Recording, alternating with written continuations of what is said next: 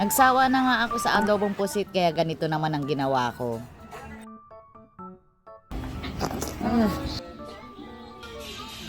So meron nga akong 1 kilong pusit dito. Yung kalahati nga neto ikakalamares ko, tapos yung kalahati naman ay igigisa ko nga sa oyster sauce. Maliban kasi sa kalamares hindi nga kumakain ng ibang luto sa pusit yung mga anak ko. Kaya ginawa ko na lang 2 putahe. Nagprito nga muna ako ng tokwa dyan, tapos nagisa na lang din ako ng bawang sibuyas. Tapos nga sinunod ko na din agad yung pusit.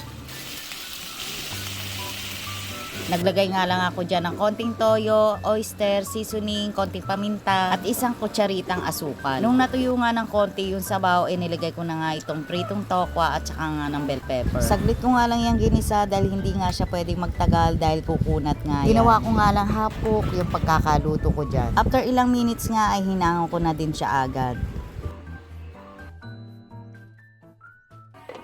Mas masarap nga to kung lalagyan nyo nga ito ng siling labuyo para nga may konting sipa ng anghang. Kanin na lang talaga yung ulam, tapos hindi nga lang yan ulam at pwedeng din niya ipangpulutan. Tapos may kasama pa siyang pasisling-sisling effect. Naka perfect. Tapos yung kalahating natirang pusit kanina, nilagyan ko lang ng konting paminta, asin, konting betchin. Sinausaw ko sa itlog, pinagulong ko sa harina. Tapos nga dinipry ko lang. Again, hindi nga rin yan pwede magtagal sa mantika dahil kukunat nga yan.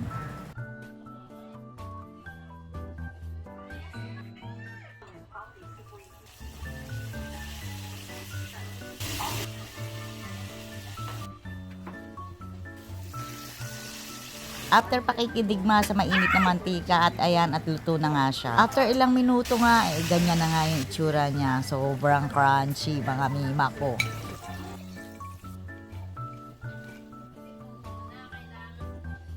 Hindi na nga ako makapag-antay dyan at kumukulo na nga yung sikmura ko. So tara, taste test na. Kain po tayo.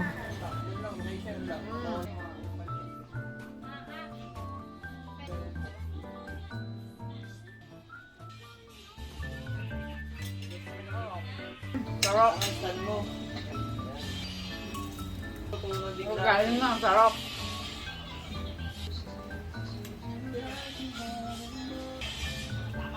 Sarap na ito. Sarap na ito mga mina. Kain nito.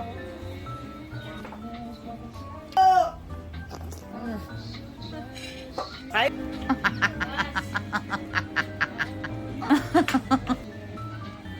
Dalo mo ba? Uy.